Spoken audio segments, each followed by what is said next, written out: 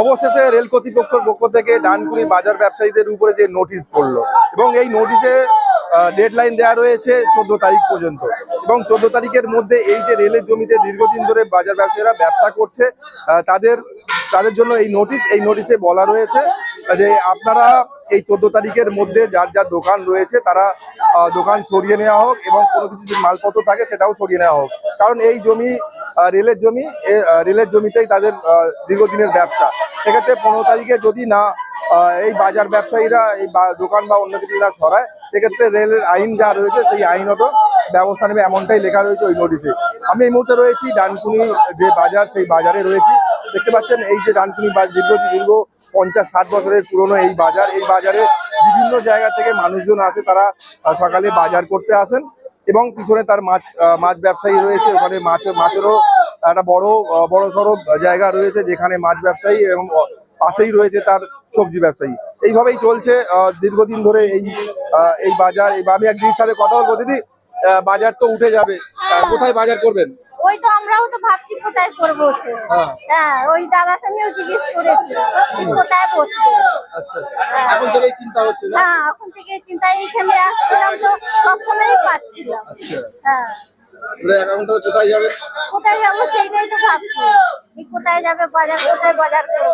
দুশ্চিন্তা মাথার মধ্যে ঘুরছে, বাজার যদি আপনার ডেলি বাজার করতে আসছে, কোথায় বাজার করবে? হ্যাঁ, কোথা থেকে বাজার করতে আসছে?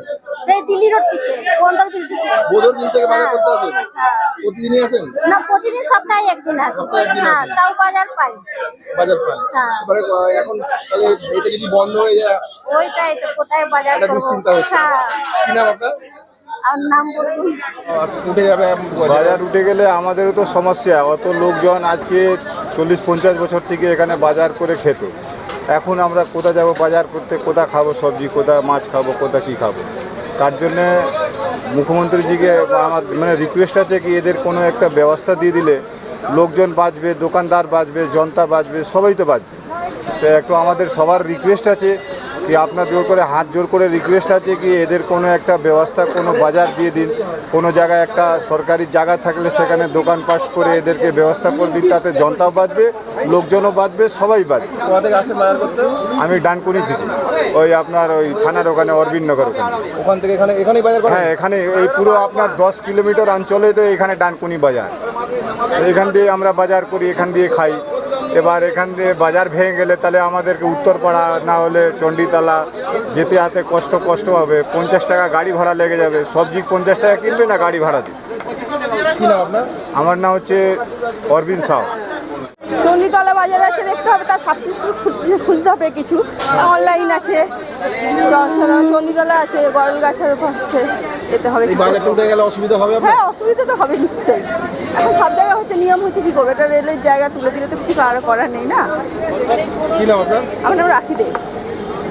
আমাদের সেও, কেননা এতদিনের বাজার একটা এখানে হয়েছে, এটাকে ভাঙাটা ঠিক যুক্তিসঙ্গত না। যে যদি পুনর্বাসন দেয় খুব ভালো, এতগুলো লোকের সংস্থান এরা তো করে খাচ্ছে এদের সঙ্গে। সুতরাং আমরা চাই যে এটা এদের পুনর্বাসন দিয়ে তারপরে যা করা। আপনাদের কতটা অসুবিধা হবে?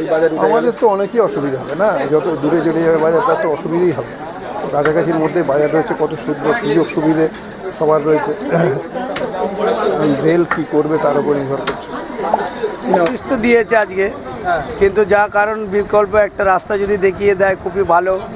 শুভেন্দু অধিকারীকে বলতে চাই যেন গরিব লোকের সামনে যেন থাকতে চাই, এটার জন্য বলতে চাইছি। তোমরা কি কোনো ব্যবস্থা নিচ্ছ? ব্যবস্থা আমাদের বিকল্প কোনো রাস্তাই নেই। এর জন্য বলতে চাই জনগণকে যে একটা রাস্তা আমাদের করে দিলে কিছু করে খেতে পারবো। কতদিন ডেট দিয়েছে? দিয়েছে তো 14-15, তাছাড়া কোনো রাস্তাই নেই। বলছে রাতেই ভেঙে দেবে। 14 তারিখ। তার আগে তোমাদের সব সরিয়ে নিতে হবে? সব কিছু সরিয়ে নিতে হবে। তারপরে কি করবে? তারপরে এবার দেখা যাক কি করে জনগণ, কি করে। বেকার হয়ে যাবো আমরা, বেকারত্ব হয়ে যাব। বাল বাচ্চা নিয়ে কি করে খাবো, এটার জন্য তো সবাইকে বলতে চাই যে কিছু করে খাবো। কত বছর ব্যবসা করছে এখানে? 40 তো 45-50-এর কাছাকাছি হয়ে গেল। কি নাম তোমার? আমার নাম আমজেদ আলী তরফদার। এই বাজার যদি বন্ধ হয়ে যায় তাহলে কতটা সাধারণ মানুষের অসুবিধা হবে। ইনি আসছেন আমাদের দিল্লি রোড বদরবিল থেকে আসছেন বাজার করতে। এ বিষয়ে আপনারা কি বলবেন অবশ্যই কমেন্ট করবেন কমেন্ট বক্সে। এই ধরনের খবর পেতে নজর রাখবেন ডিএনএন বাংলায়। ডিএনএন বাংলা সবার মনে সবার ফোনে।